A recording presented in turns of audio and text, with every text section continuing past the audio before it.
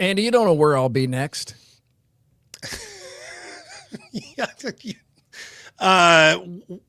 Where is Murph right now? This is different. I could venture a guess.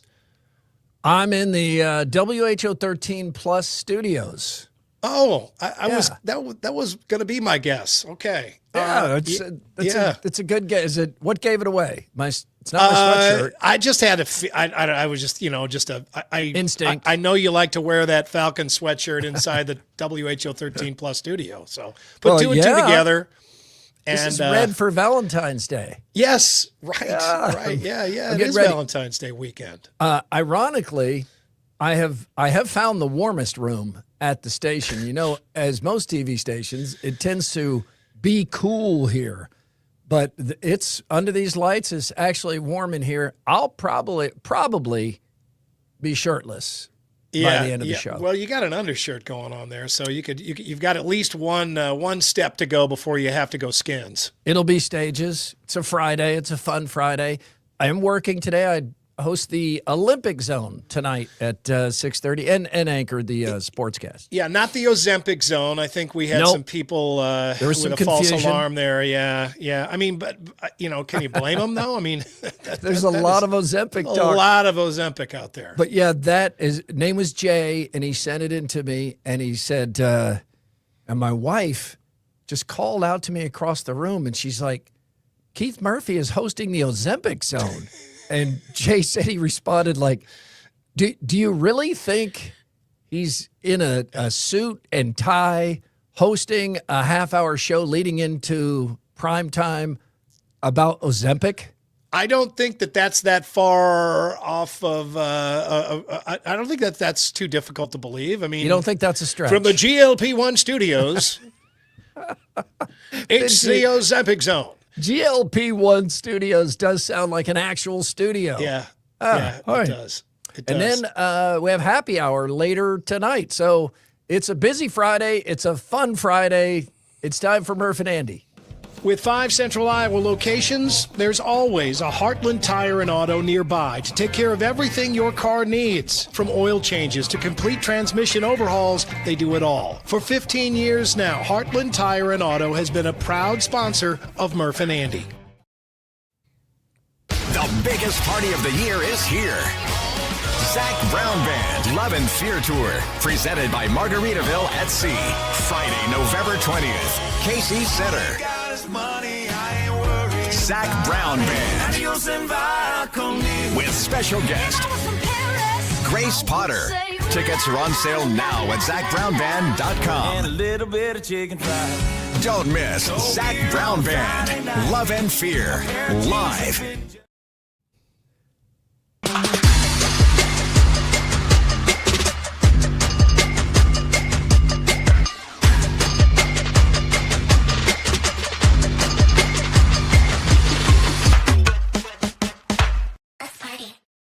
I just suffered hearing loss. Attention all campers. Keith Murphy.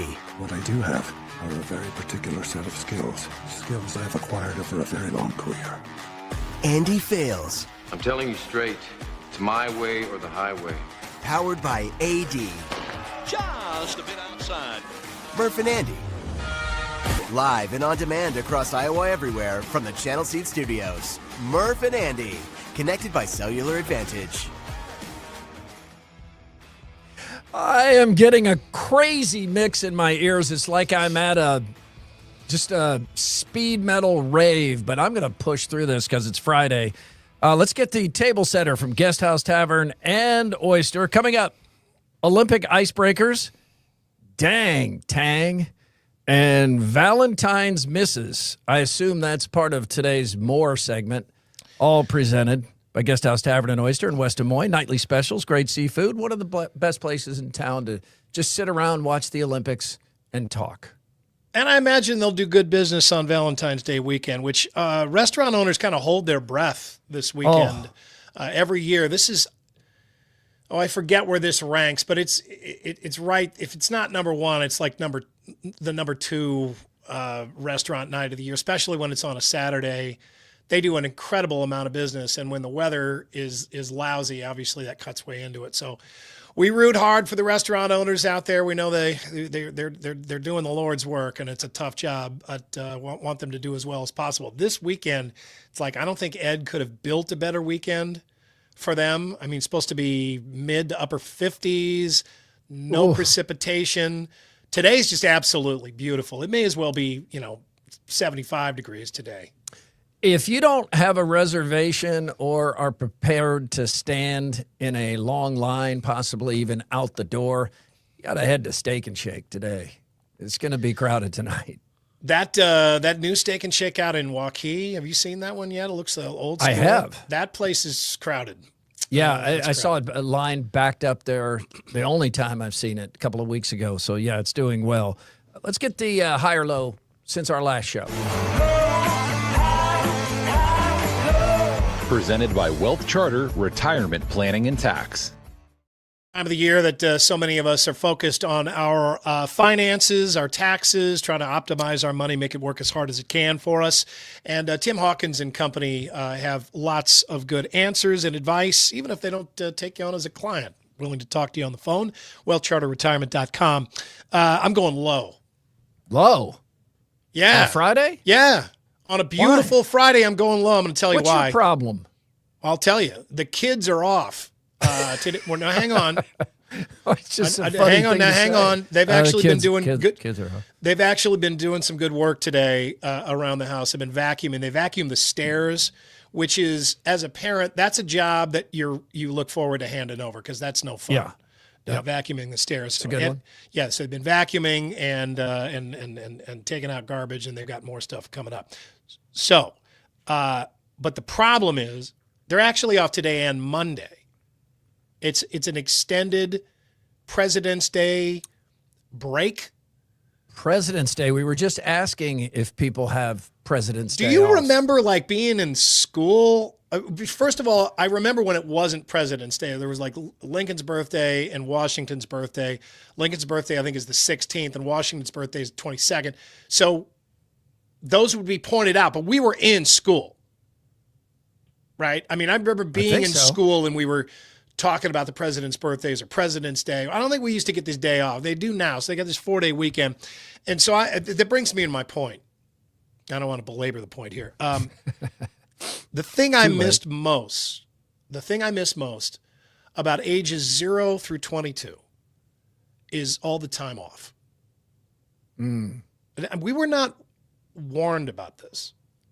We were not told of the imminent end of Christmas / spring / summer vacations. Summer's a big one. Yeah, unless we were led to believe that those teacher, maybe. Yeah, like those just continued on, right? Professional athlete, that didn't work out. No, I thought I didn't think nobody told us, hey, live it up while you have all this time off, because once you're an adult, you don't get this stuff. You have to keep working. Nobody said, hey, don't be in a hurry to grow up. You're growing up, you're in kind of a hurry to grow up, right? I mean, you're like, right. Man, people are lying about their age, right? When you're growing up, you got a fake ID. It doesn't say you're younger than you are. It says you're older. But they didn't prepare you for the downsides of growing up, one of which is, now there are a lot of downsides. Yeah. As a matter of fact, it seems like there are, all in all, far more downsides than upsides. But just to be clear, your kids are cleaning the house. Yeah.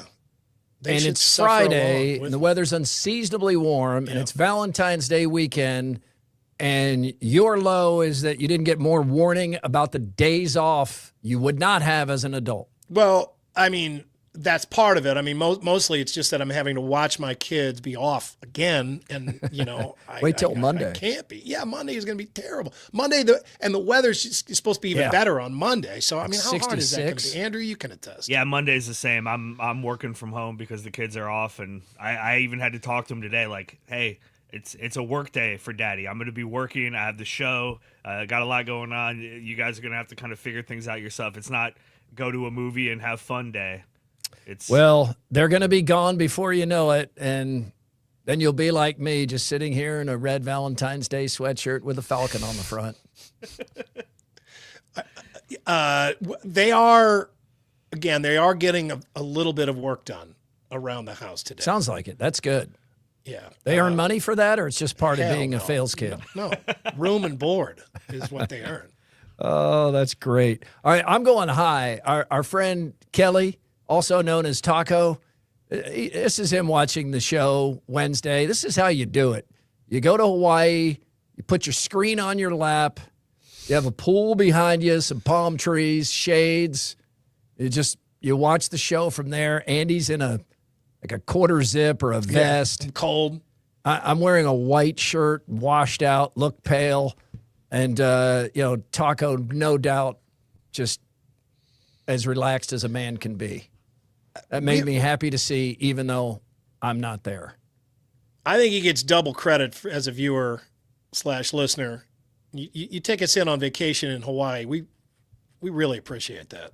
That's dedication, and I do appreciate it. Yeah. Thank you. Thank you, Taco. Yeah, thank you, Taco. All right, let's catch the buzz. The Buzz. Brought to you by Logier Heating and Cooling.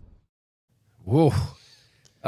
Logier Heating and Cooling, providing heating and cooling solutions to Des Moines area families for 120 years.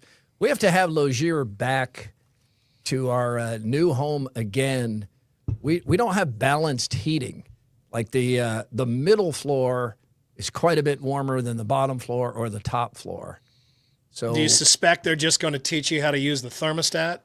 We might need to put something new in. I don't know, but like even when it was -5, we have a couple of windows cracked on the second floor to try to balance it out. That doesn't seem like the most effective or efficient way to do it. So they'll be back again.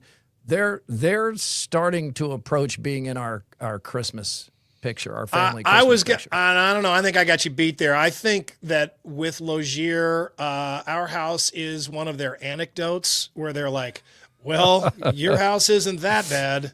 Yeah. Andy Fales has a house that's worse.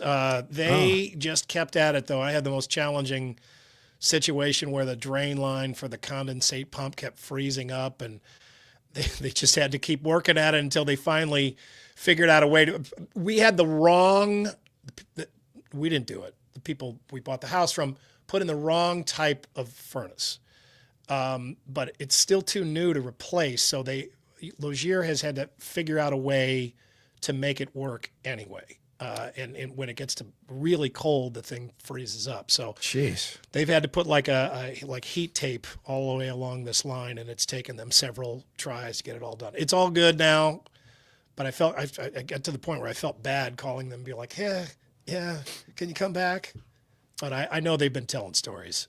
Olympic icebreakers. Let's go over some of the controversies of the Olympics so far. So maybe one of the big ones and the most serious one is Ukrainian skeleton athlete Vladislav Harasevich.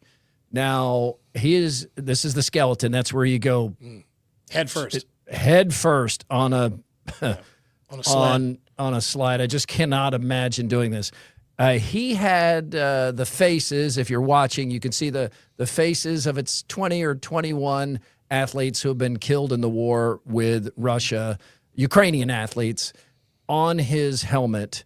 And he felt very strongly about wearing that. The IOC president, who clearly had sympathy for what he wanted to do here, just couldn't cross that line and told him, you can wear the helmet when you're not in competition. That was the offered compromise. And he said no. So he walked away from Olympic competition. That's how strongly he felt about it, which the president, I think she respected that, and I think many people respect that.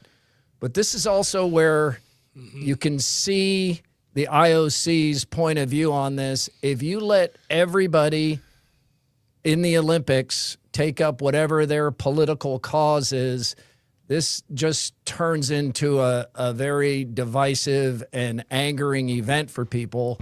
And the IOC can't decide who's worthy and who's not of whatever their political cause is.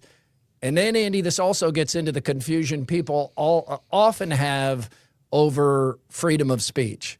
I mean, you're free from your government punishing you for whatever you say. Like you can.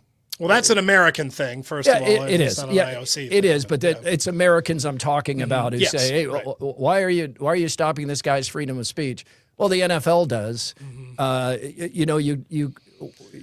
can't come here to work tonight and on the sportscast burn down the company I work for and not have consequences. You couldn't have the F word written across your sweatshirt instead of the Atlanta Falcons logo. I can criticize, my government and not be hauled off to jail, but people often confuse freedom of speech. So this is one of those things that you respect the passion and also the heartbreak this guy has for his fallen comrades, but the Olympics won't be the break that many people want. And some people feel like they're not getting enough of a break anyway because people can still say what they want in interviews and outside the competition, and that can even be divisive.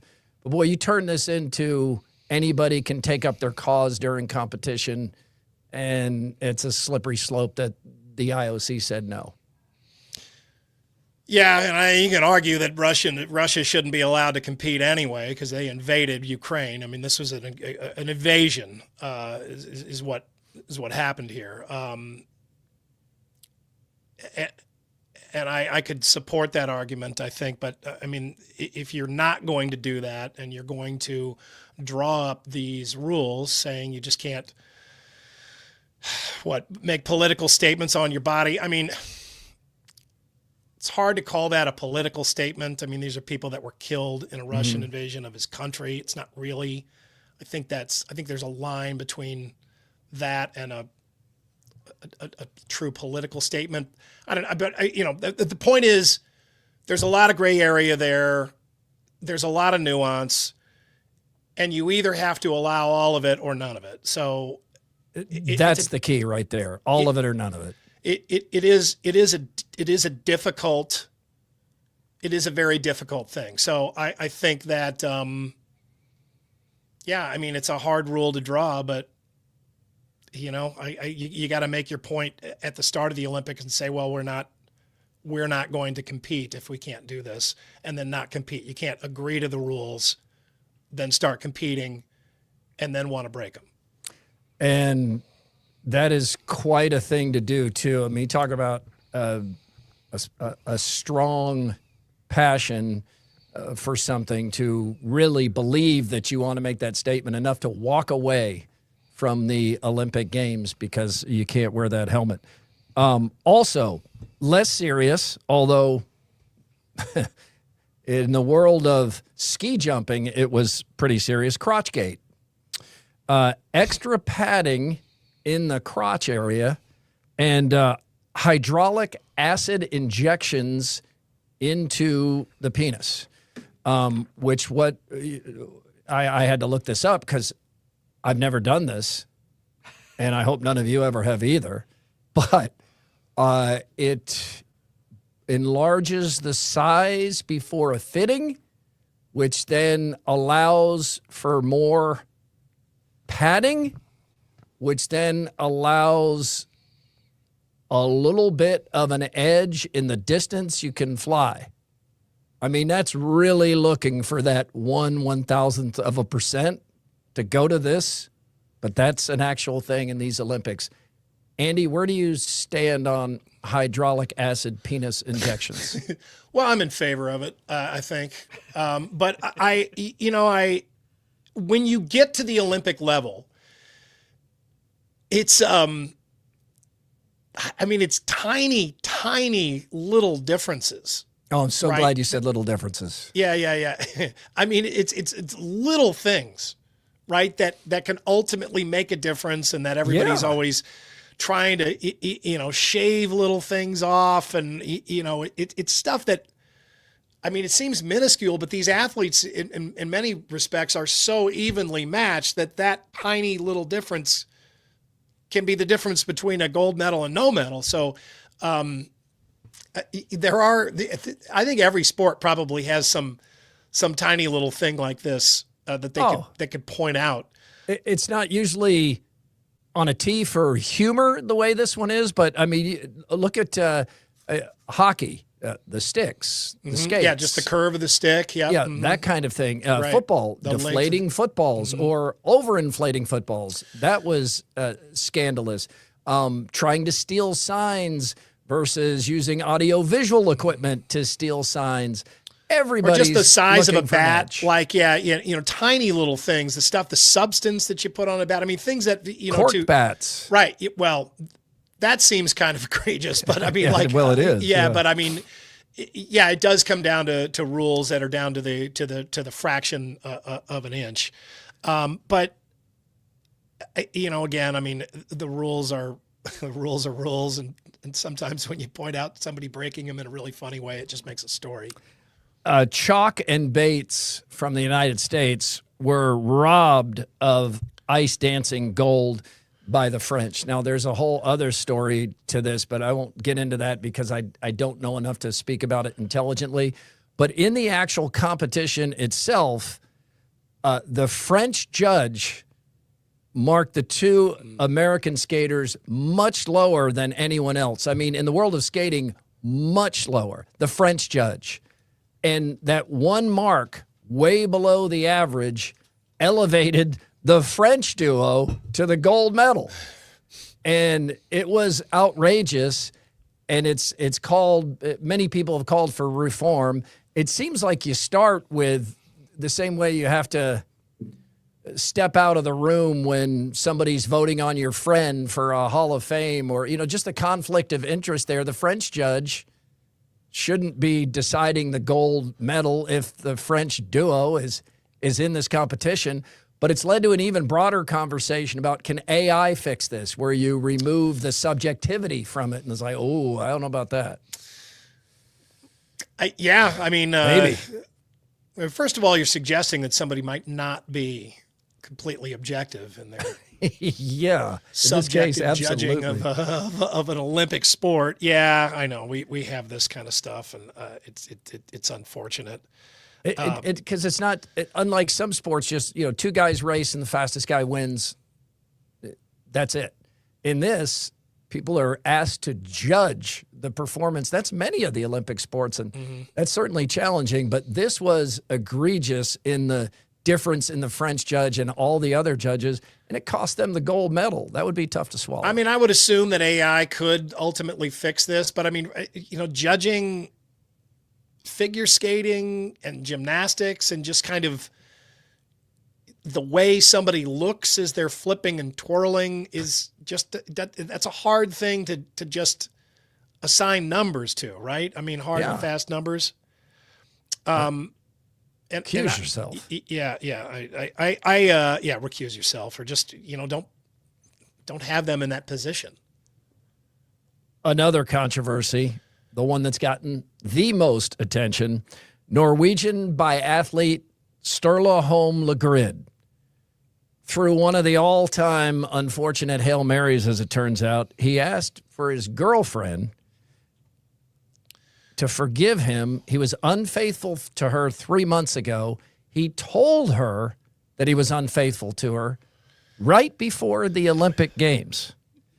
He went on to win Olympic bronze, and in his post-bronze medal press conference, unprompted, just did a full mea culpa of begging her forgiveness. He said, quote, "It's been the worst week of my life. I had a gold medal in life.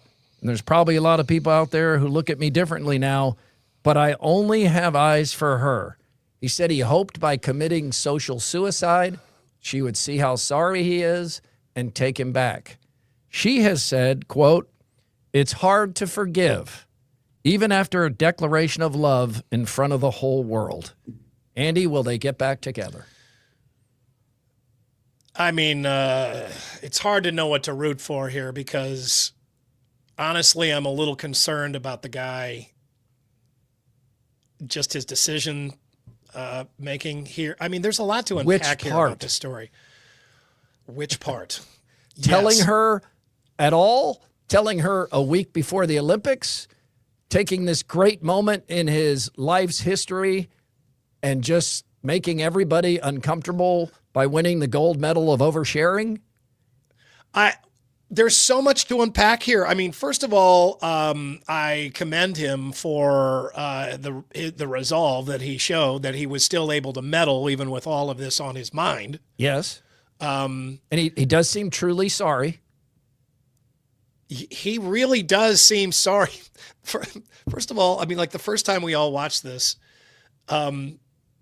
I watched the Norwegian broadcast of this, and you can't understand it, but you can tell what's going on, right? Like the moment that things turn and he starts, brings up this part of the conversation, the directors like lose the on-screen graphics on the side. They take those off the screen. Did they zoom in? And then there's this real slow, dramatic push into his face as he starts tearing up. It's a 6-month relationship, right? 6 months, and he and 3 months 3 months ago. Yeah. Okay, so it's only a 6-month relationship. The dude just won a medal An Olympic for Norway in skiing, which is kind of a big deal in Norway. So the guy's prospects are about to really mushroom cloud. The number of fish in his sea are about to multiply tenfold. And you know he has a conscience. Even when he makes a mistake, he does. This guy has a conscience. He does, and I think that's there. Remember the Seinfeld where Elaine makes the apology phone call from jail. She's allowed one phone call, and she calls her friend. She uses it to call her friend to apologize, and Jerry's like, "Oh yeah, that counts 10 times as much as a call. Yeah, extra regular credit. apology. Yeah, extra credit." I mean, yeah, this should count for a lot of extra credit, I think. But I don't know. I really want to get a look at this girlfriend. I think everybody does, right? Have we seen her? Certainly we've seen her, right? Or there's yes, and she has not, and someone in our comments made this comment, she has not wanted this attention, and that is something to consider. Oh, you don't say. Yeah. I mean, like she does not see this as this confession, this public declaration of love as being something positive. She sees it as a bunch of reporters showing up and wanting her to comment on this painful moment in her life. Yeah, okay, so points for her for feeling that way. It makes her sound a little bit normal. Yeah, right, either they're bringing up a painful part of your life, or they're just hounding you, they're hounding you to get back together with this guy that you maybe don't want to get back together with. It's really funny. It's just it does bring up a good who's the a-hole type question there. I don't know. I mean, AD, who's the a-hole? Oh, the dude. Okay, obviously. I think it'd be it's tough not the girl, but it's not her. Yeah, it'd have to be something different than who's the a-hole. Like, yeah, it would where be did he most go wrong? Yeah. Well, I guess that'd be 3 months ago. I mean, they're 6 months in, and this guy is just flogging himself over all this. Well, in the Olympics, there was 1 year the most attention before the Olympics was somehow it leaked out the amount of condoms that were put in the athlete village. It was just like boxes and boxes. And then you think about it, and it makes a little bit of sense. You have these people at the peak of their physical powers and attraction, and they're in some foreign country, and they're all in kind of a bubble together. Yeah, they're in this bubble, like a biosphere. Yeah, things will happen. All right, we'll move along here to K-State. Kansas State lost to Cincinnati by 29 at home. At home, it was a pathetic effort. The Wildcats did not even look at times like they were trying. And head coach Jerome Tang went scorched earth in his postgame. This was embarrassing.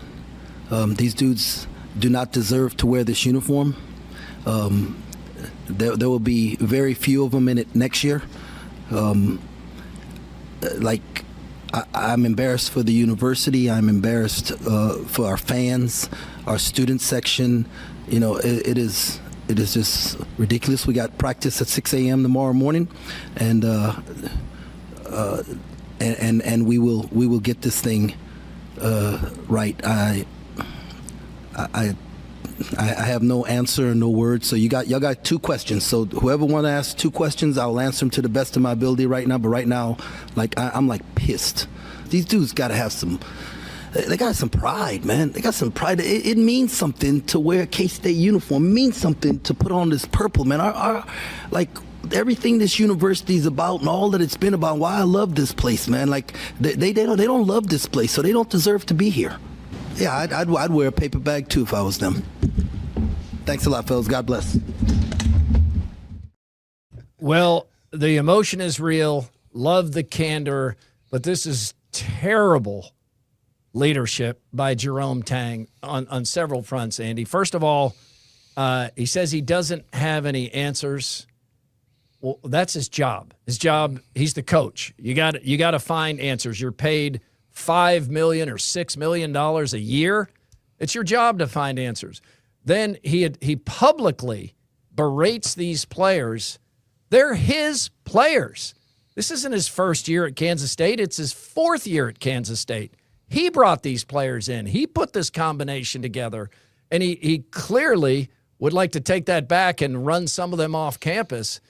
But this isn't the answer here. I like that he said he's embarrassed, but he needs to be embarrassed in his coaching too, because that's a big part of this. They did not give any effort, and some of that's on the coach. And careful about putting the K-State uniforms on some sort of pedestal. Certainly not the ones they wore against Iowa State. Doesn't deserve to wear this uniform. Well, no one does. Yeah, that's it. Maybe they do deserve to wear those. Good luck with uniforms. that one. Oh man, they're awful. $18 million buyout for Jerome Tang. Yeah, they fire him before the end of April. We're seeing signs all over. Pat Forty reporting today that Marshall is eliminating one of its women's sports programs. Now, that's a domino that falls, but then that means they also have to eliminate some men's scholarships too. And these financial pressures that are hitting most, but not all universities, I mean, I don't know how this is going to let up. I mean, right now, everybody wants Jerome Tang fired, and he looked like he'd like to fire himself in that moment. But Kansas State is not a place that just has $18 million lying around, so now they're in a tough spot. What do they do? Too bad. They wrote the check already. They signed it. It's done. I mean, that's the problem with putting yourself in this position. But when they do get rid of him and they go to hire somebody else, they're going to have to give that dude a big buyout too. That's just the way, that's where we are right now. You can hear the fans, as he's just getting hotter and hotter up there behind the mic, they're leaning in, they're like, is he going to quit? Is he going to quit? Is he going to quit? And so you quit? You're going to quit then? Nope. No. He stopped short of that. I guarantee you the K-State attorneys, at the suggestion of the administrators or the athletic director, they were going through that contract to see, is this cause right here to call out these athletes like this publicly? Now, it has changed because they are professional athletes now. I mean, K-State has players making $1 million a year. Oh, yeah. So it's not the same as, calling out the 6-seeded tennis player at Simpson, who's not on scholarship. But this is a bad look. It wasn't the only coach who lost it this week. This is Colorado's Tad Boyle. He didn't lose it, but man, was he upset. This is Tad Boyle after losing by 20 or so at Texas Tech. Yeah, that was just a good old-fashioned ass whipping. I don't. There's just no other way to say it. A lot of you guys are from West Texas. You probably know what that is, and we took one tonight. So credit Texas Tech. They have a motto with their program that the toughest team wins, and there wasn't even question who the tougher team was tonight, and that was Texas Tech, and we weren't. And so I'm embarrassed by our performance. I'm embarrassed for our university. I'm embarrassed for city of Boulder. I'm embarrassed for the state of Colorado. I'm embarrassed for every former player that's worn this uniform. And we got to own this. It's a lot of embarrassment. That's a lot of. He's embarrassed for the state of Colorado. Yeah, that's maybe going too far. Embarrassed for the Rocky Mountains. All the bordering states. Embarrassed for the lady who gives me the coffee when I go to the drive-thru. Native American tribes from yeah, here. I think you can sense the pressure on these coaches right now. But maybe it's always been like this, and we just notice it more because it's immediately in your feed and you have access to it. But with this money flowing, there is more pressure. I mean, I appreciate the honesty, and it's hard because you have to put yourself in the mindset of those fans, because maybe those fans felt exactly like that when they watched that game, and they're feeling that way about this program, and that's what they need to hear, that the coach understands their pain and is maybe feeling the same. But there is always kind of a line between, saying enough and saying too much in those situations. He was better than Tang for sure. Oh, It didn't seem as personal toward the players. It was just like I'm embarrassed, and you take it. He's including himself and the whole coaching staff, and that just overall embarrassed. Yeah, and it's always hard when you're not a fan, you're not part of that world. It's more alarming to look in as an outsider and be like, whoa, man, geez, this guy doesn't need to go that far.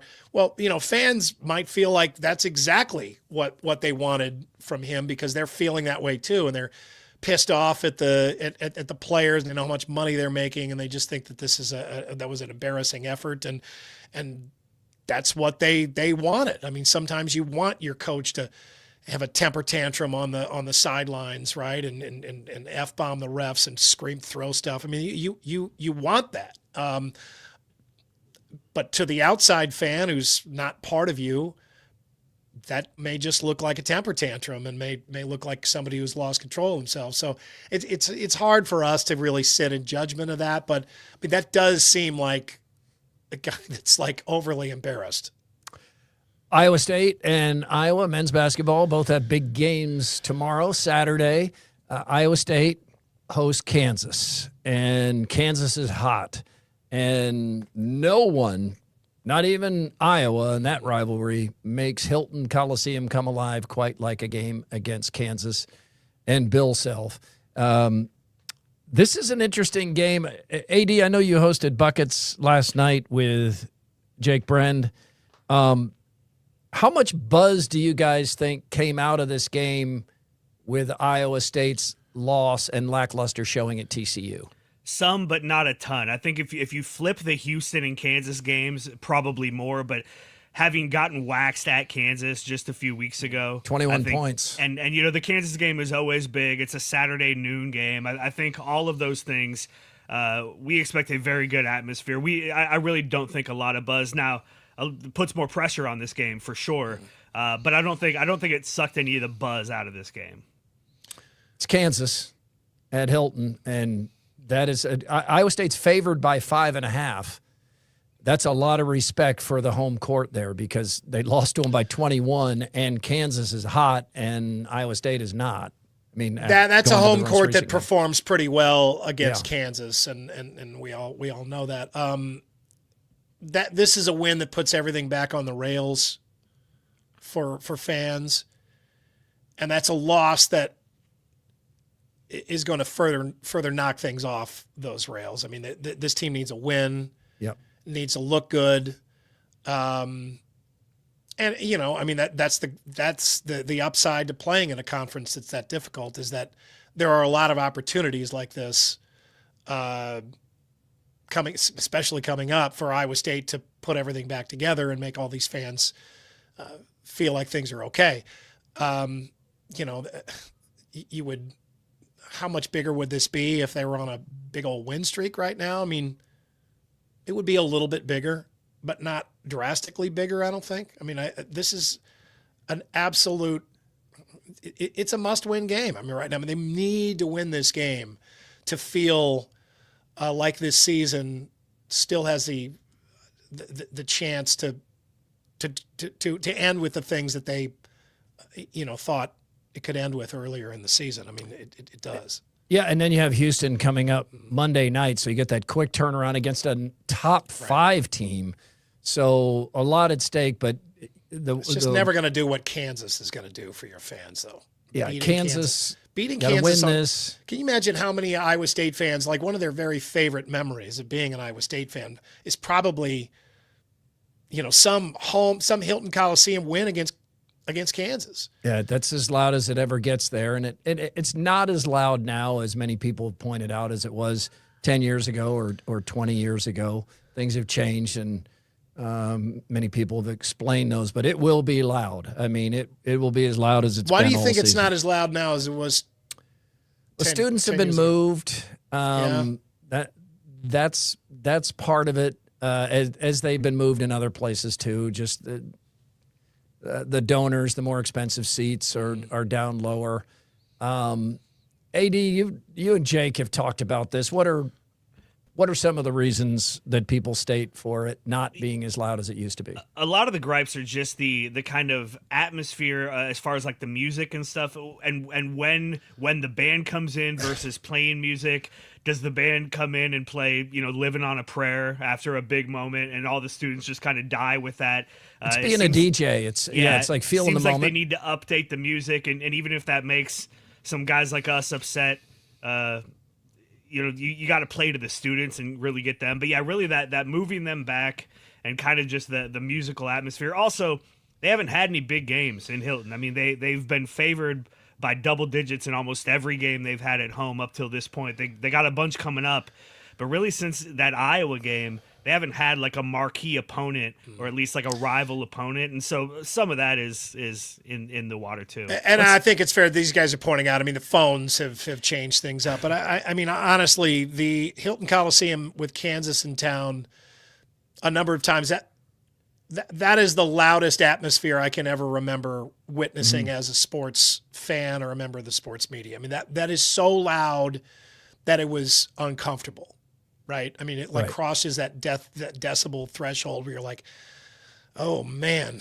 my ears are hurting, where you can kind of like feel the pressure pushing in on your eardrums because it's so stinking loud there. But, that's what Hilton Coliseum has built its reputation on, and I don't think anybody would point to another example of a game where it's at its loudest than a Kansas game. Yeah, let's wait for the Kansas game. AD makes a great point about the anticipation of the games that have been played so far, other than the game against Iowa, but Iowa State was certainly a strong favorite in that game, too. It was actually closer than many of us expected, so let's see what the noise is like tomorrow and reevaluate on Monday. Speaking of Iowa, hosting Purdue, just a 1.5-point underdog against the Boilermakers. Iowa's coming off its worst loss of the season, and one of the worst losses I can remember in these two seasons under Ben McCullum. Just Iowa did, other than Bennett Sturts, just did not look ready to play. A sleepy atmosphere at Maryland, but you just can't lose that game. Iowa doesn't. What's Iowa's best win? At Indiana? Yeah. I mean, they don't have a lot of high level. They don't really have any top 25 wins.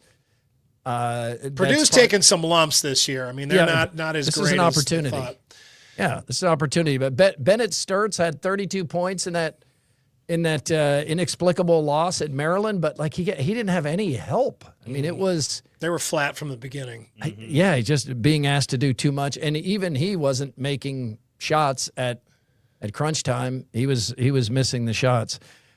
Andy, your Drake Bulldogs have lost 5 straight. It's the 8th or 9th home loss of the season. Yeah, this has not gone well to start. Gosh, how many games has Drake lost at home in the past 5 or 6 seasons? Maybe fewer. Yeah, maybe fewer than this season. Combined.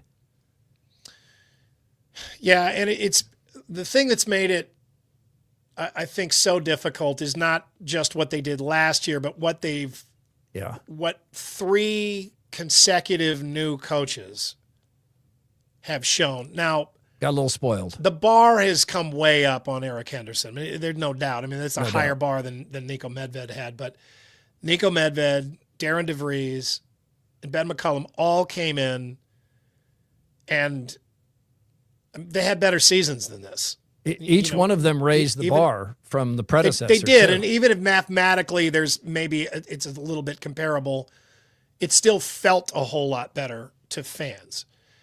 And it feels like now, this is excusable. I mean, it's understandable. The whole team left. It's an all new team. It's an all new coach, right? I mean, the whole team left. So they're not supposed to be good. It's supposed to be a total rebuilding year. But the problem is that it's the same thing that they had last year, and they were better than ever. So fans, their reference point is just so out of whack, right? You're absolutely right. It's just, and it's not fair to Eric Henderson, but it's that we Drake fans understand how difficult it is to build momentum there, and how difficult it has been even for Ben McCullum and Darren DeVries. And we see all that work that Brian Harden and everybody has put into, building the season ticket holder base and building student enthusiasm, building local fan connection, fans who were not Drake fans to begin with. All of that work, it seems like the air has just come out way too fast. And again, you just see those big gaps in the crowd at the Knapp Center. And so that's hard. And then, and then you hear Drake fans too say, man, I love this school, love the team, but I'm not interested in going right now. And you can't really be like, what? Why not? Yeah, they're having trouble finishing. They've been tied or leading late in many games. They ended up losing. Trinidad Chambliss, Ole Miss's quarterback, is going to get a 6th season, which is significant because this team played in the national semifinal, and he was spectacular. His case in court was he was sick at Ferris State and should have gotten a medical red shirt, which you would think that would mean 5 years, but in the math of going back all the way to COVID, it still grants him a 6 years. So Ole Miss will move right back into the top 10. Yeah, I think you can sum it up like this, and this really just reminds us of what a twilight zone we are living in right now with college sports. So the NCAA wants him to go to the NFL now, and Chambliss doesn't want to. Wants to make more money. Yeah, but I mean, the NCAA wants this absolute name brand guy to leave, to go to the NFL. Right. The place that players in the past have wanted to leave for as soon earlier. As possible. Like yeah, as soon as possible, ASAP. Yep. I don't want to have to play 2 years. They want him to leave. And he doesn't want to. Like, what the hell happened? Where are we? He's going Tommy Boy. He's which direction is up? I'm going for a 7th year. What? But he wants to stay. And college football, which is a huge beneficiary of Trinidad Chambliss, doesn't want him to stay. They want him to leave. They want him to go to the NFL, and the NFL is like, I don't care. Yeah, sure. Yeah, bring him on. We'll take him. It's just nuts. Chambliss is like mid-college career compared to Montana linebacker Solomon Tuliaupupu. He has also gone to court, and he has just been granted his 9th season. He turns 26 next month. Tuliaupupu is married. He has 2 kids, and he will have a 9th season at Montana. Is he drawing a pension from the university at this point? What?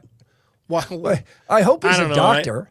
I'm not that interested in why this is, but I mean, this is just, where are we? What happened? I just don't understand how you can get there with the math. Okay, he had a red shirt medical year. Okay. Oh, you're going to count the COVID year, even though that's now 6 years ago. Okay, we're up to 6. Where do the other 3 come from? I don't know. It's like this weird combination of COVID and paying players and all this kind of, it's this perfect storm. Time to find out what's bugging you. Hi, I'm Tom Coates. If what's bugging you is your credit card debt, please call us at Consumer Credit of Des Moines. Since 1987, we've helped over 100,000 people, and we can help you. Hey guys, Patrick in Johnston. I am bugged by people who take a grocery cart and then walk alongside it while pulling it through the aisle. It does not take very many brain cells to understand if you stand behind your cart and push it, you're taking up the correct amount of space in an aisle. And when someone's walking alongside it, they're almost always walking with their spouse next to them, so they're taking up the absolute entire aisle. And then you run into them, and they're like, hey, what's going on? No, people, do this correctly. Stand behind your cart. Be considerate of others. Drives me nuts every time I see it. All right, that's all. Thank you, and have a good day. Hey guys, Jason in Grinnell, and I hate to say it, but what's bugging me right now and has been for a while is Iowa everywhere. You know, I grew up in Waterloo, and I've been a UNI fan my whole life. You know, there's a lot of good stuff going on with UNI. Just a couple weeks ago, Riley Goebel picks up a triple-double with 10 blocks against Drake. It doesn't get mentioned anywhere. AJ Green's jersey is going up in the rafters on Sunday, and it doesn't get mentioned anywhere. UNI's doing what they normally do under Coach Jake, and they've won, a few games in a row and are playing really good basketball. And it doesn't get mentioned anywhere. I get it. They're up there on their island, and it's not Central Iowa. It's not like Drake, but these guys deserve coverage too. And that university deserves coverage too. And fans like me deserve that coverage. So I love the Iowa Everywhere platform, but man, that's really been bugging me.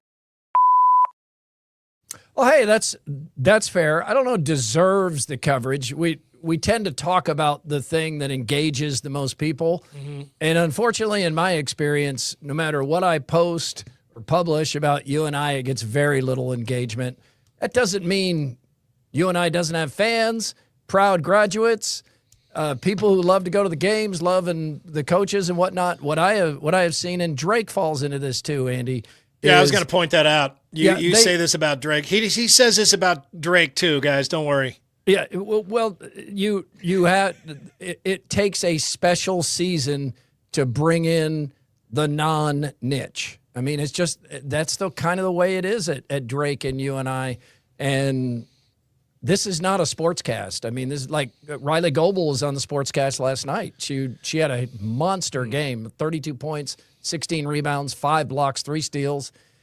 First person in Valley history to have 200 or more blocks and steals in a career. So we do mention that kind of thing, but we're trying to have conversations we think the most people will find interesting. And like last year, we were talking about Drake much more because they were on that long winning streak and all of that. I seem to remember you still pointing that out to me, though, during that long streak. Yeah, you may be 100% right, but it still hurts. And I get that. Like there are times I feel like, hey, I've been here don't when say Valdosta State. I knew you has won national championships in football. Don't go to Valdosta State. That's a little school in Georgia. That hurts. This is Iowa. They were talking about Iowa schools. No, you're right. I have somebody that berates me on like a weekly basis that when we mention Grandview and we just overlook Wartburg. I mean, I don't care who you're talking about. Not in the viewing area. Well, that does not matter to this person because he's in the viewing area. So therefore, you have a lot of Wartburg alums in the area. Well, the one that I get is like, these kids work just as hard as the other kids. What? That's not what this is about. It's not about rewarding. Right. Well, we think the Hawkeyes work the hardest, so we're going to give them the most coverage. Oh, I had. Are there people that think that? A few years ago, when Grandview's been rolling for several years, and I had somebody who just would not leave me alone about, the Hawkeyes have lost like 4 games and just keep doing stories about the Hawkeyes on the newscast. You got Grandview right over here in Des Moines, undefeated. Yeah, hadn't lost undefeated. And you do an occasional story about Grandview. One of these teams is ranked number 1. One's not even in the top 25. Yeah. What is wrong with you? Played for a national championship. And at some point, you just have to go, well, we're trying. I'm not going to reach this person. We'll keep trying. We'll do the best we can. The NBA All-Star Game is this weekend. It's USA versus the world. This is the latest idea doomed to fail by the NBA, trying to make the players care about the All-Star Game again. This won't work. They're too rich. They don't care anymore. They don't have the competitiveness anymore. This won't work. It'll be maybe better than it was before. I don't know, but it won't work. Also, the Daytona 500 is Sunday. Did you remember that? This was a bigger deal for many years in our life than it feels like right now. So let's get a quickie poll from WCI Pools and Spas that forces you to choose. If you had to watch one this Sunday, you would pick the NBA All-Star Game or the Daytona 500? I'd pick the Daytona 500 every day of the week. I'd pick the Daytona 500. And 78% of our listeners, viewers, have picked the Daytona 500. Daytona 500, I mean, that's something I could sit down and if I have nothing else to do, and I can get into that. Absolutely. And I've been to the Daytona 500, so I feel like it's something that, I mean, I didn't grow up liking NASCAR at all. But when you go, or you just give it a chance, right? Just watch the racing. I mean, I think racing is something that we're all sort of interested in from a very young age. It is interesting, even if it's just, they just look like cars racing against each other. It's still just, that in and of itself is more entertaining than watching the NBA All-Star Game, which is, I mean, the problem is you just know. I mean, they're like opposites. The Daytona 500 is the pinnacle of that sport, and the NBA All-Star Game is the basement of that sport. I don't know how you can get it back to where the players were thrilled. I don't think you can. They were thrilled to be named All-Stars. It was a huge honor. All the sports have kind of struggled with this to some extent. And it was a big deal, and you could feel their excitement. That has changed. I mean, I think we saw this with the Pro Bowl. Most of the players didn't want to go anymore. They turn it down. You're seeing it with the NBA All-Star Game. Some mysterious injuries appear, or reasons to not play or to play limited minutes. And the NBA has much bigger problems right now, as being pointed out more and more. So tanking has just become a thing that's out in the open, to the point where teams are sitting their starting players for the fourth quarter. They're not telling the players that are in there, the subs, to not try, but by benching their best players, they're actively trying to get a better shot at this stacked draft that's coming up. But that sucks. I mean, if you are a season ticket holder and that's what they want, that's your most loyal customer, you have a right to expect your team to try to win. And these tickets are expensive, and many of them are tanking. And then you have load management, which has become an increasing problem, where players, for the families, you only come to one or two games a year because it's so expensive. They show up, and you come to see a certain player, and it's not a bench player that you show up to see. So you have those problems. You have over-reliance on the three-pointers, which does turn some people off. I mean, it's just nonstop shooting threes now in games. And I think Adam Silver, it's time to question his leadership. I don't think he's doing a good job. And the tanking I know they fined a couple of teams today, but there's so much money in the NBA because of its global impact. These fines aren't going to change what they're doing. And on some level, they're going to say, we're trying to win by not winning these games so we can get a better draft pick, so maybe we can turn our franchise around the way Tim Duncan turned around the Spurs that year. The Spurs found mysterious ailments for David Robinson the entire season so that they would have a better shot at getting Tim Robinson. And then they did get Tim Robinson. So Tim Duncan. I know there's nuance to this discussion, but David Silver strikes me as a guy who is too much for the players. I realize they're the backbone of it, but it seems to me like he's always thinking of the players, and he needs to think more of the fans. Yeah, I mean, it's all you have to do to solve all these problems is go back to paying the players $80,000 a year, and you're right. That is at the heart of all of this. Yeah, I mean, there's they have too much money, and the other problem is that you can have fans from the same fan base feel completely different. The St. Louis Blues, my NHL team. I am rooting for them to suck. This season is going nowhere. I want them to tank. I want them to get the first draft pick. Blues fans that have season tickets in St. Louis, they don't want that. They want to go and see their favorite players. They want to see them win. I mean, I get that too. So, I mean, that's really difficult because, I mean, this is something that you can justify. And also with the NBA, you can be like, look, man, this is the regular season. Everybody admits they don't care about that. Rest up for the playoffs, load management, whatever. Just have them ready and healthy for the playoffs. And we know that's what matters. That's when the season actually gets interesting. So I don't know what you do with this. I mean, I mean, you can't force someone to care. Yep, the fines. We know that's the problem. Won't change this, and you can't look into somebody's heart and say you're not trying to win the games, because they are. The guys it's not the players who are tanking. Yeah, it's a little bit of a mess. Time for Throwdowns. Throwdowns. It's Throwdowns. Backed by Heartland Tire and Auto. Heartland Tire and Auto, an authorized dealer of both Firestone and Bridgestone tires. Murph, the Iowa State men, host 2 top 10 teams in 3 days. Number 9, Kansas tomorrow. Number 3, Houston on Big Monday. What's more likely, the Cyclones go 2-0 or 0-2? I'm going to say 2-0, but I'm putting a lot into the home court here. 1-1 would not surprise me. 0-2 would surprise me. 1-1 would not surprise me. I'll go 2-0 behind Hilton Coliseum. It's hard to shake that TCU effort, but I think the Cyclones will.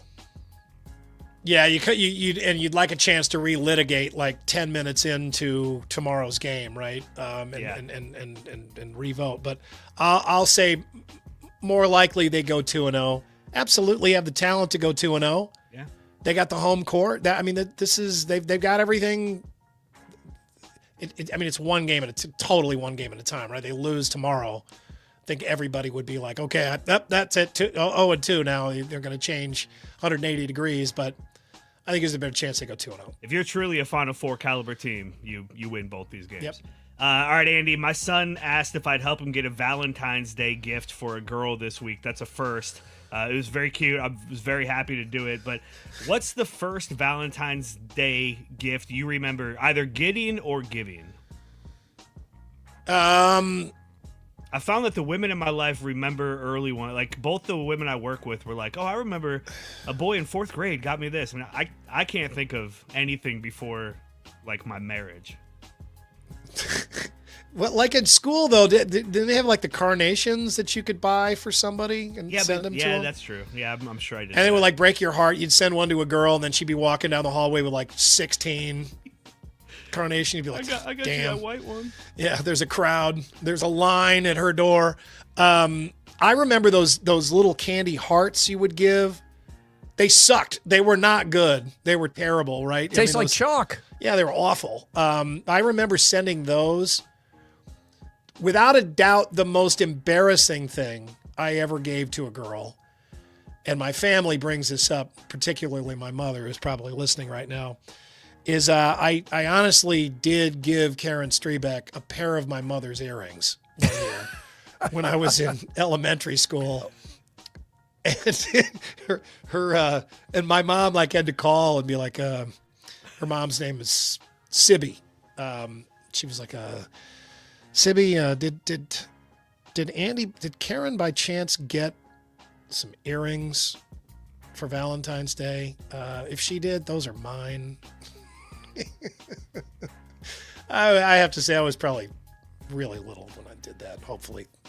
Well, if we remove the cards you bring to class, when everybody would bring a Valentine for everyone in the class. And, those little guys. Yeah, but that's like everybody. You know, if we take that just as like to friend from. Yeah. To the thing I remember, because I was reminded in front of a lot of people at my class reunion recently, so Kathy couldn't wait to run up and tell Jenny about the time in 7th grade. I gave her my Outdoor Arts Festival leather bracelet that I had purchased recently, and it had the name Keith on it. And I gave it to her to be my Valentine. That was a bond. Yeah, and then a week later, I asked her for it back because I had found a new Valentine. Ooh, that's a tough conversation. Yeah, it was tough. Yeah, you were planting a flag there is what you were doing, Murph. Not quite like the bronze medalist in biathlon, but, you know. It's up there. It's up there. Definitely broke her heart. Yeah. All right, yeah. She seemed to be over it, though. Scott School, Stupid Quickie Poll, and more coming up next. It's Murph and Andy on Iowa Everywhere. Get ready. Blues Traveler and Jen Blossoms. Plus special guests, Spin Doctors. September 10th, Lordson Amphitheater at Waterworks Park. Blues Traveler, Jen Blossoms. Tickets are on sale now at Ticketmaster. Blues Traveler and Jen Blossoms. Presented by the Willis Summer Series.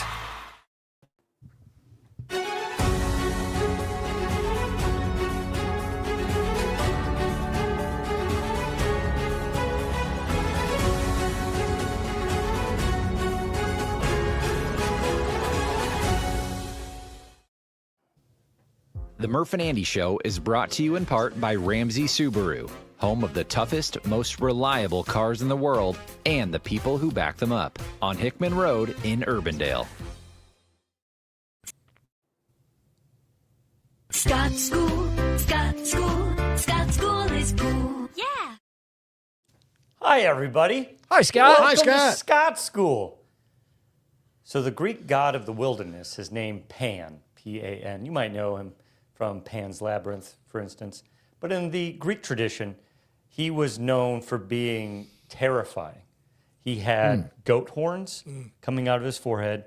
His lower half was goat. His middle half and head was man-like. But he was terrifying to look at and caused great, great fear among people in the wilderness. And in the olden days, the gates to the town would close at sundown. So there would be a rush at sundown to get inside the gates, because once the gates closed, you couldn't get in until the sun came up. And people were terrified to be outside the gates in the wilderness because they were afraid of Pan. And this is where we get the word panic. And that's Scott School! Scott School, Scott School, Scott School is cool. Yeah.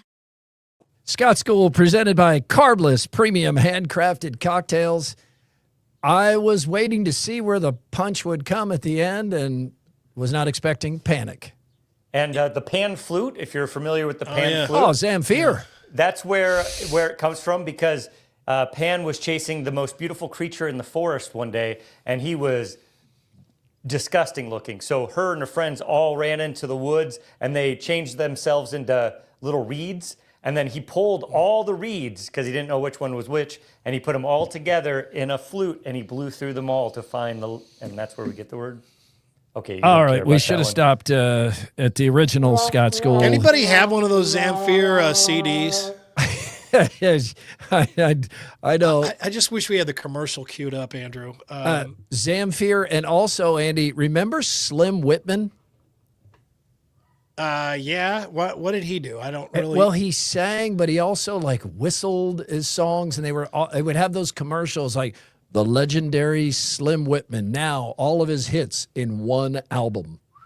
And he would whistle everything. Oh, he would whistle and sing. Or Slim Whitman and Zamfir, boy, they both had a moment. Not to mention John Bastow didn't sing. But remember when you couldn't get away from the John Bastow Fitness Made Simple commercials? The hair, and he just, like this sculpted body, but this ridiculous hair that like it was somebody a should have toupee, been right? like, hey, whoa, Andy used to say it looked like a dead animal on his head.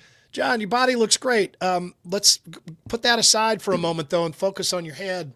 I can't look at your biceps, John. I can't take my eyes off that dead animal. All right, let's get to the stupid quickie poll. Go ahead, AD. I don't have the strength to read this. What do you eat first on a gummy bear? The head, the feet, or you just pop the whole thing in your mouth? Whole bear. Yeah. Depends on how many I got. If you've only got like 5, I bite the head off first because I got to make it last. If you get a big enough bear, I go ear, foot. They're the same size. Head, body. What size gummies are you getting? Like you get the ones that are this size, but sometimes you can get the ones that are like, maybe 3 inches big squares, the Where do they Brock's make those? candy. When you used to go to the store and you'd get that scoop and you'd be able to scoop out all the different candies and put them into a bag and you bought it by that's weight. just. I think those just looked bigger because you were littler. Really? Yeah. It's like, hey, your bedroom is bigger than it was when you were a kid. Yeah, boy. Wow. Well, I guess this reveals I don't eat gummy bears very Remember often. Dad being a lot taller. That Confluence is the official beer of Murph and Andy. Oh, I got it in my little makeshift cooler here, and you know what I got today? Confluence, where good things come together. Andy, what are you drinking today? I found something. Oh, good about Bulldogs. Yeah, the Drake Bulldogs. This may be the best thing about the Bulldogs right now. This is the Confluence beer. Is that new? Are they still making that one? That feels like that's a couple years old. No, they're in it for the long haul here. I like that one. That honey Kolsch is really yeah, good. it's good. And it's not 8% alcohol, which I run into trouble sometimes. Oh, when yeah, I you do. Crack open the wrong Confluence when I haven't eaten anything and I eat it and then I drink that and I'm like, ooh, good thing it's Friday. I'm going DP. What about you? Scott, what do you I got? left my carb list. I just bought another case of carb list down. I'll tell you, when I have people come over, you go Cranberry? the carb list just goes fast. And now I got if you try the margarita ones, I like the vodka ones, but the ones that have the margarita in it, people love those things. Okay, good tip. Let's get some more. But wait, there's more from Either Or Eatery and Patio. Yeah, hit that patio over at Either Or. 6222 Grand Avenue. Beautiful weather today, tomorrow. Probably going to be a little busy on Valentine's Day, but it's worth the wait there. If you haven't tried it out, come on, man. You're missing out. If it's become one of your favorites, we'll join the club. It is Friday the 13th. We haven't mentioned that yet. We haven't mentioned that, and I didn't realize until now that it was. It is Friday. Good. Well, it makes sense. Valentine's Day is tomorrow. Okay, broke another piece of news here on More. Breaking news. Let's talk about why Friday the 13th has a bad name. First of all, there's a biblical connection to it. The fear is often traced to the Last Supper, where 13 people were present on the Thursday before Jesus' crucifixion on Good Friday. The number 13 has some... That seems like a stretch. There was 13 people on a Thursday, so we're scared about a Friday? Well, I mean, it didn't go well. Yeah, but Friday. the 13 people, whatever. All right. Well, these are, some of the connections may be stronger than others. Scott, just wait for it. Number 13 is regarded as imperfect compared to 12, which now 12 has, you got 12 months, 12 apostles, 12 zodiac signs. I mean, there's a lot. 12 has a lot going for it. Tom Brady. Base 12 was a system that some societies use. We changed to base 10, though. Yeah, whatever that is. 13's been good to us. Yeah, I was born on the 13th. I mean, you could argue about whether that was a good or bad thing, but it was. It's just a little. It's kind of an oblong number. I think it's like, is it true? Like some buildings don't have a 13th floor. They don't list it on the elevator. Yep. Really? It's true. Wow. But in some societies in the world, 7 is the unlucky number, so they don't have floor 7. It turns out that these numbers don't mean anything. They're all arbitrary. Also, there is a 7th floor and a 13th floor, whether you call it that or not. Thank you, AD. Yeah. Boom, boom, Hey, boom, look boom. at AD coming in with the logic. Woo! Look at the big brain on AD. Look at AD. Historical event. The arrests of the Knights Templar began on Friday, October 13th, 1307. And then there's the old Norse mythology connection. Legend suggests a banquet where Loki was the 13th guest, causing chaos when he showed up. When Loki showed up, he was drunk. And then the trouble started there. Now, who is Loki? Loki is a major, complex deity in Norse mythology, known as a trickster, a shapeshifter, and at times a malicious force. He's a real shit disturber. While living among the Aesir gods in Asgard as Odin's blood brother, he is actually the son of giants. Now, Loki is a master of mischief who causes chaos, such as engineering the death of Balder. But then he often solves the problems that he creates, and then he wants credit for them. You know how people like that are. Legend has it he's actually the first guy. He's the one who dropped that first turd in the punch bowl. And that, like, from that point on, there was that saying. Loki was a guy, I mean, if you saw Loki, you were like, oh, I'm going to get the hell out of here. You just didn't want to be near him because something was really going to go wrong. He was a pain in the ass. From the Polk County Jail's Mugshot Hall of Fame ballot box, we bring you this. Let's take a vote. Whoa. Got possession of narcotics, first offense. That narcotic, good old Uncle Meth. Now, we need to talk to this. Let's talk about this news story out of my hometown of St. Louis here.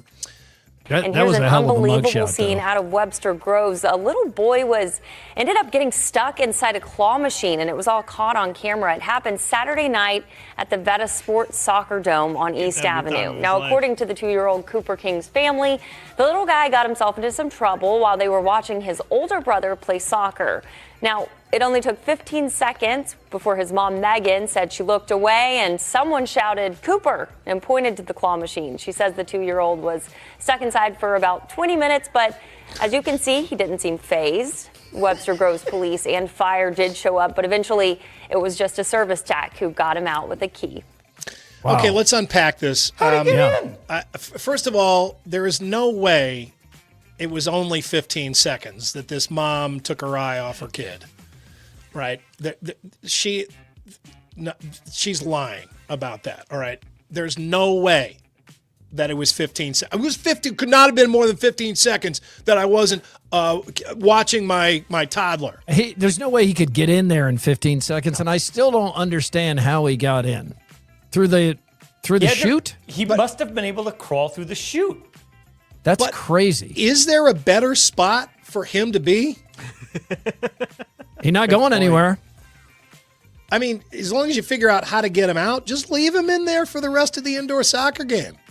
I mean, look at him. He's fine. He's not even looking at the people outside. He's not even thinking about getting out. He doesn't even care that the police are there. No. He is having the time of his life. He's inside a claw machine. How many parents have, thought about putting their kid, getting their kid into a claw machine after watching this? Because they could get in there and just drop the good presents out. Yeah, also, this is the only way you would get a good present, is to actually physically go in there and grab one. Oh, yeah, right. Yeah. That's the only way you're getting some of that stuff with those damn claws. He's going to get the nickname Claw for the rest of his life. That's not so bad. It's a pretty good. The Claw. There's no concern in the body language of anybody in that room right there in that video. No. The police are like, oh, look at that. It's like he's at a zoo or something. Look at that little kid in there. He's in his native environment. The Ontario Hockey League's Oshawa Generals have reportedly called out their season ticket holders for being slobs. It seems that complaints have been received in the past having to do with a stink that was coming from the stands during the games. I guess it got pretty bad. Yeah, right. There were a lot of complaints. So the team actually sent out an email in order to ensure a clean, comfortable, and enjoyable experience for everyone. The team in the email asked season ticket holders to take a few basic steps pertaining to their personal hygiene. Oh, boy. This is like Keith giving the intern an Altoid every day. It's a bit less subtle than that. The steps include they ask them to use hand sanitizing stations, covering their mouths when coughing or sneezing, and quote, being mindful of personal cleanliness when sharing space with fellow fans. Those So first they're just two, saying they just people made, stink. They put those first two ins as like cover to be like, we're not telling you smell like BO. Make sure you wash your hands. It's a safety. It's a safety thing. Nothing about what your smell is. Andy, you've been around hockey more than me. It's awful. If you stand out for stinking in a hockey arena, you are funky. I mean, you it's need a big building. You need a wire brush scrub down. It's a big building. It's cold, right? It's not conducive to a lot of stink. I mean, and again, yeah, there's hockey stink going on. Hockey stink is like no other stink. Oh, it's awful. But I mean, you don't really notice the hockey stink when you're up in the stands. That's people stink. The email goes on to say, quote, if you went to the gym or did something that produced body odor, please shower before attending the game. That's man, direct. they're going full parental mode with a kindergartner here. Now, apparently that email was not well received. The fans were offended. What? And rival teams seized on the opportunity to point out how much the Oshawa Generals fans stink. So the team ended up issuing an apology for that email, which I think is what I think you go into the whole thing expecting to have to do that, but you got your point across, right? They should know what they need to do is they go around, find out some sort of odor detector, and you go by, and every time you walk in, and I don't care about, you can bring a gun in, whatever metal you want, but if you smell, you set off the odor detector, you're out. Yeah, there's they no do humiliation make they in that. make those odor detectors. They have them in the city of Des Moines. They do. Good. Let's start using them. From more contributor Keith on the east side of Des Moines, this toilet at Home Depot is powerful, and apparently it's got the receipts to prove it. What does this say, Murphy? Power Flush flushes 7 billiard balls, tested and proven. If you're crapping out billiard balls, you need to go right to the emergency room. What? Who come? That's the test? A wad of toilet paper is one thing, but let's see what you can do with some pool balls. This does sound like a really powerful toilet, and there are places this is needed. It sounds 7 billiard dangerous, balls. doesn't it? But this is a sleight of hand. The reason that the pool balls go down is because they're broken up. Yes, they're maybe big and hard, but they go through. The reason a turd gets stuck is because it's long and unbreakable. So it goes down and it gets stuck, and it doesn't break. There's no bendy to it. This toilet, no problem. This toilet sounds like a little dangerous. I mean, that little kid doesn't go into the claw machine. He goes in the toilet instead. That kid is screwed. Yeah, he's not as big as 7 billiard balls. All right, this week's sign that Florida really just needs to become its own separate country with walls around it. The headline reads, Florida couple arrested after 20-person brawl breaks out at pickleball game. These guys both of these people have no necks. Pickleball match at Spruce Creek Country Club in Port Orange. Where's that, Murph? Do you know where Port Orange is? Yeah, vaguely, but not enough to care. Mar-a-Lago? Just kidding. Sorry. Is it a white trash community or is it a nice place? I couldn't say. It has these two. It turned into a full-blown brawl that drew a 911 call reporting about 20 people involved. 63-year-old Anthony Sapienza and his 51-year-old wife, Julianne. This is them right here. They were arrested after allegedly attacking their opponents. The fight reportedly started over a kitchen violation call. Oh, yeah. That's when you're up near the net, you sometimes can't be in the kitchen. Started over a kitchen violation call and escalating insults. Anthony allegedly struck a 65-year-old opponent in the head with his pickleball paddle, causing serious bleeding near his eye, and then pushed the man's wife to the ground. Whoa! Julianne allegedly punched another victim. The couple fled, but was later arrested at their home on felony battery charges. Yeah. Everything about this is believable. Have you seen how grown people, even people in their 60s, act at sporting events, not everybody, but there's always some people who are like, how can you act like this? Right, Turn then your put those cameras people on, in folks. Florida. Yeah, and it's that much worse. These people are in a real pickle now. And I'm going to guess they were drinking. Let's finish with this BuzzFeed pulled together stories of Valentine's gifts that missed the mark in unforgettable ways. I'm probably on here. There's no doubt I've given some bad gifts, but these are, I don't think I've gotten this bad.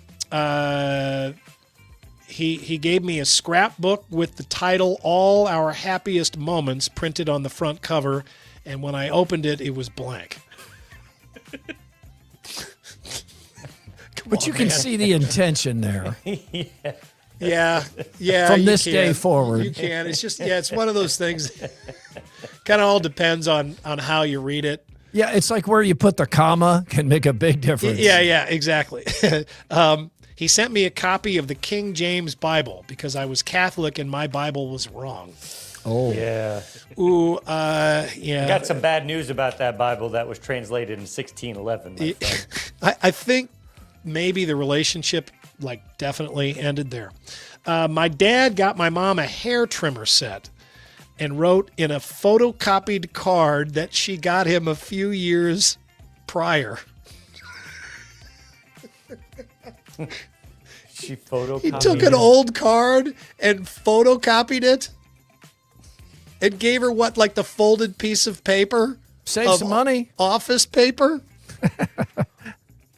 It was a card she gave him, too. I texted her. They celebrate their 25th anniversary this year, so maybe it's a good hair trimmer. 2 years ago, my husband got me a scale. It connected via Bluetooth to an app on my phone. Now, I will say that I am forever trying to lose a few pounds, but that gift stung a little. Yeah. Yeah. Can't do Scale. that. Buy your own scale. That's a rough one. I think that's just a cardinal rule. I bought an ex-girlfriend all the classic Valentine's Day gifts: bear, candy, lingerie, wine, balloons, all of it. She got me a turtle that sings "Can't Hurry Love." Still took me a while to get the hint. The hint arrived slowly. In college, there was a butcher on campus. It sold all sorts of meats at wholesale. Oh, butcher on campus. Okay, sorry. I'm catching up now. It sounded like a serial killer, but yeah. I think it's because somebody said Scott looks like a serial killer today. A meat shop on got campus. I bought my girlfriend bacon for Valentine's Day. I loved her. I loved bacon. Made sense to me. Skipped to the end. We broke up in March. I made it 2 weeks. He handed me a paper that said "I owe you." There's got to be more, what you get for turning in the IOU. I've heard of people that have done that before, gone that route. She told me that she had an STI. Oh. We were married for 5 years and were clean when we tied the knot. Oh. I never strayed, so ... STI? What's sexually the transmitted illness? I is what? Illness. Okay. STD is what I think. STD. Yeah, okay. Yeah. Oh, okay. Usually they say UTI. I thought that was the punchline you were going to deliver there. But. No. No. Yeah, I should have changed that. She told me she had an STD. We'd been married 5 years and were clean when we tied the knot, and I never strayed. So some of those things take a while to show up, right? Yeah, maybe. You don't want to know too much about that. He told me to buy myself a new pair of glasses that look better on me, and he'd pay me back. God, dang, damn, that is terrible on multiple fronts. That's your more, everybody. Oh, bad gifts. Don't give those gifts. I'm a novice here in the 13 Plus studio, so anytime the music's playing, it is. For some reason, the mix, it's 5 times louder than anyone's voices, but I don't understand how that could happen. Mine does I was the same struggling thing, to hear Pete. you. You did say what a number of You times. have that too? That's why I have to wear these cans. I have those inner ear things. I think it's the actual inner earpiece that you're using. But I use it at home all the time. I've used your it board in other is different. countries. The port is different? The board. I bet you're using it. You're plugged into a different board, aren't you? I am. Yeah. That's the difference. There we go. So next time we're headsets, if I'm in this. Okay, gotcha there. All right, it is a reminder. It's now time to remind you about the Iowa Everywhere Audience Party. 2 weeks from today, we'll be doing happy hour live there at 6:30. I'm jacked up for this. Yeah, it says 7, but Andy, you probably can show up earlier, and it might be a good idea.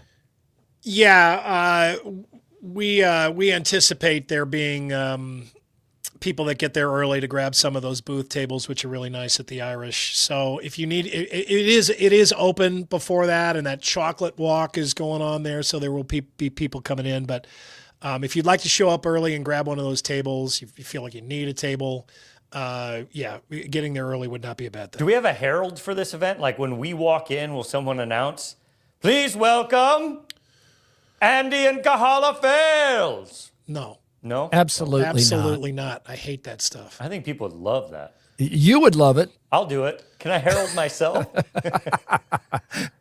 Just announce yourself. Please welcome the mind behind Scott School, the stupid quickie poll. That's what that guy's called, a herald? Yeah. That's a herald. Andy, I know you're with me on this. You cannot hear that without thinking of how names came about on SNL, and it escalates as the herald announces people coming in, and it the lady of missed it was Duke and Lady Douchebag. Yeah. Lord and Lady Douchebag. That's after like the Miller has arrived. Oh yeah, the herald. All right, it is time now for the Andrew Downs audio drop of the day. We call it the AD squared. Yeah, it's powered by Game Day Men's Health. I go to the one in Ankeny. You can go to West Des Moines, North Liberty, wherever you are. There's a game day near you that can get you back into health, make you the healthiest you've ever been. Sorry, Scott. The layouts of this, anyway. It is Friday, so some parental advisory is necessary. None of these bleeps are necessary. It's all innocent conversation. But I place bleeps to make you hear things that aren't actually being said. What you hear is on you, not us. It's This Week in Iowa. Unnecessary censorship. From more contributor Keith on the east side of Des Moines, we bring you this. It's a post from X simply titled "F***ing" in all caps. Today is day 2. Like day 2, ladies know this. Day 2 is better than day 1, better than day 3? Yeah, like right now my smells like Thursday. It does smell like Thursday. Yeah, the home schools didn't have a chance because Tom Osborne would come in and those guys. There were the people who did not care at all about the game. There were the people who only cared about the commercials. There were the hardcore football people. And we had a couple of people that just kept f***ing by the TV and you couldn't really hear the game. It was almost enough to make me think, I'd rather watch this by myself. Have I ever told you what I craved when I was pregnant with Ro? No.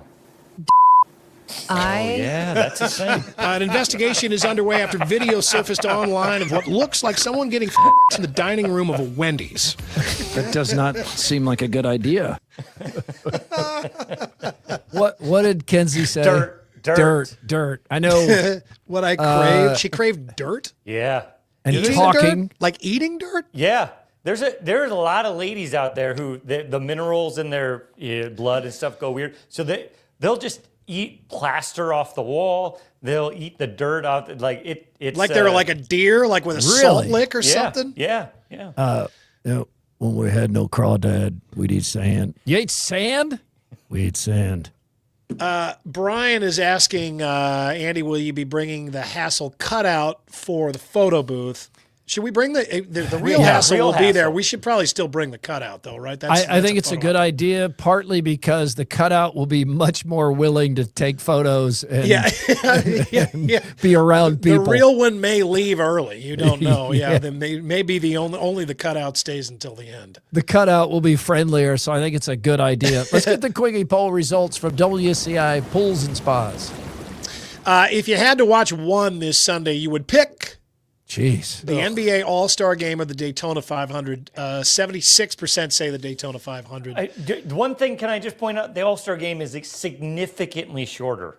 So you're going to be bored for a shorter amount of time, and you'll be able to move on with your day for the All-Star Game. That's how much they've lost people in the All-Star game. No, it's just it sucks. Both of they those. just need. If the players don't care, then they need to just. That's actually a fair point, though. Yeah. Nick Wright has the best idea. You make the NBA All-Star game blacks versus whites. That thing will sing. People will care. And it'd be an opportunity to further divide the country. That seems like a good idea. People love that. Also, would not be a very close game.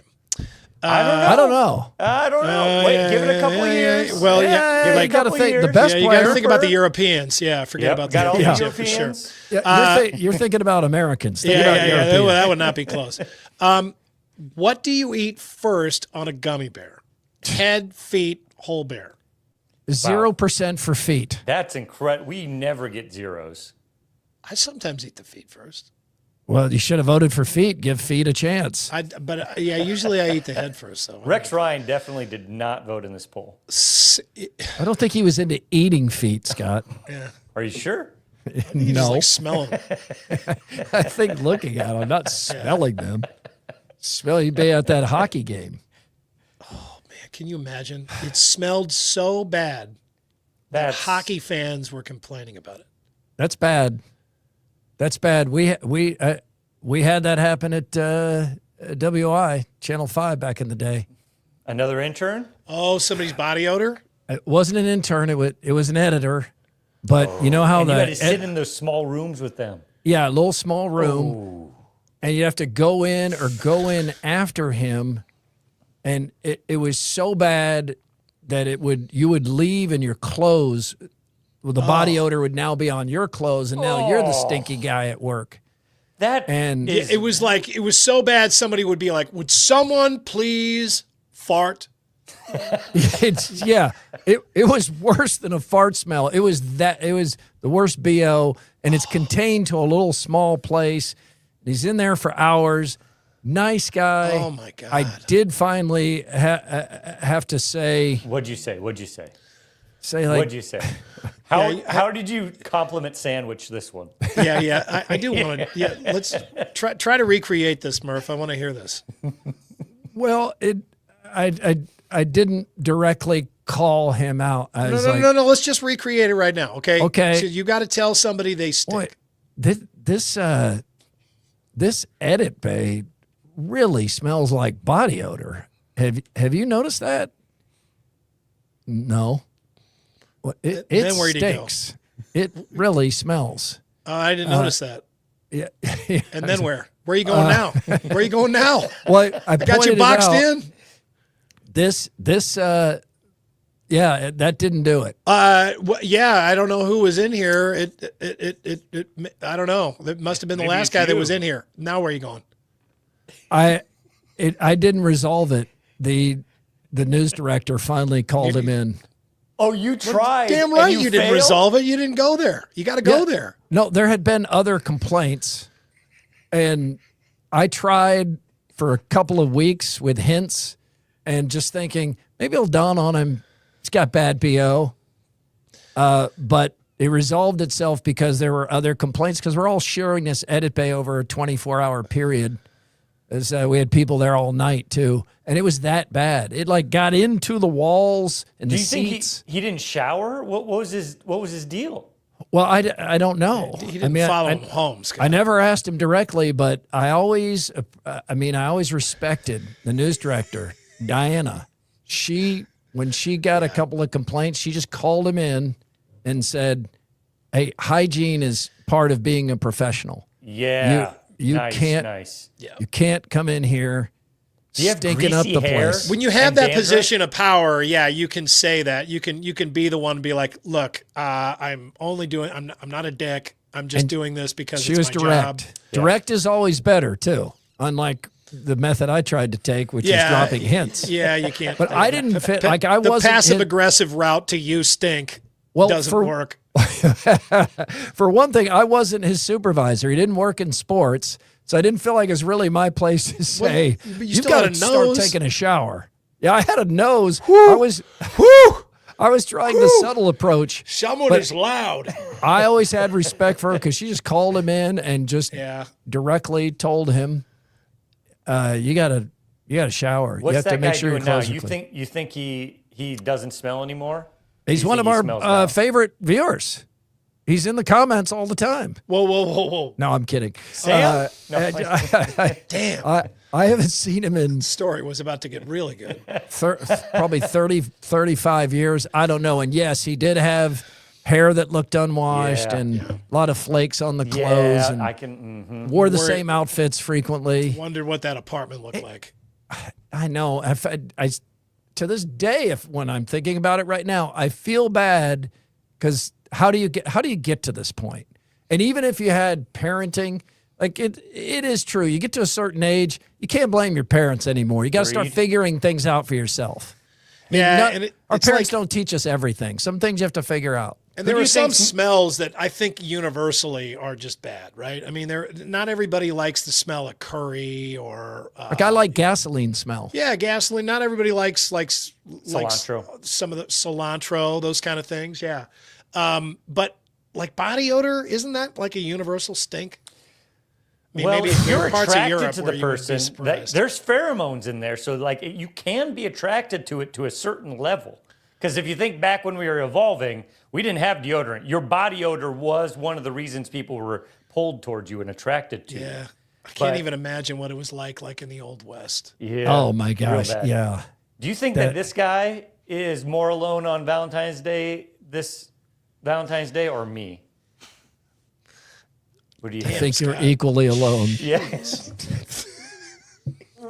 I mean, there's alone and there's alone, right? I mean, by yourself with nobody. And I and you shower. can't How be do you more alone think- than that. Hey, I smell good. Yeah, you do. I hope that it got better and he learned hygiene. Okay, all right. and he's happily married. Serious question here. Yeah. Rather be around somebody with mild body odor or someone who has way too much perfume on?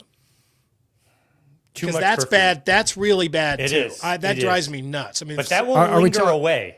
Are we talking about Walgreens checkout perfume or like high-end? I don't care, whatever it is. Cortina Village perfume. Yeah, I don't know. I'm not a perfume guy, so I don't really know. But I'll take the perfume. Body odor's rough. Mild, like you just played a pickup basketball game for 45 minutes. Yeah, but you're like standing next to him and stuff. A hockey game. Like that's a thing. That's next level steak. I'll take. What is it about the I'll hockey take the perfume. why is it so much worse, Andy? Hockey, because that stuff, first of all, you sweat like crazy, and then your gloves and that, you have no ventilation in there, and that sweat gets in there, they never fully dry, and then you go right back to practice or game the next day, and you just sweat more into it, so it's just sweat just piling in there. Plus there's like dead skin and everything in there, and it's maybe like some blood sometimes if you drop the gloves. It's just, happy or the Valentine's shoulder Day. The pads. smell of iron in the air. Bad. Get some Irish Spring. Stink. All right, we got to go. I got to get to work here. Got the Olympic Zone coming up live at 6:30. Go Falcons. No. Happy hour, a special 7:30 time. And Happy we thank Mardi you Gras, for making. everybody. I can't hear you because of the music, Scott. Sorry if you're talking. Now I just hear music. Happy Valentine's Day, everybody. Valentine's. And Mardi Gras. It's Mardi I'm Gras just weekend. reading your lips. All right, I got to figure the audio out. If you get a chance, please like, review, and subscribe. Thank you for watching on whatever platform you found us, including the WHO 13 Plus app studio where I am. We're back Monday. We hope you are too. Have a great weekend.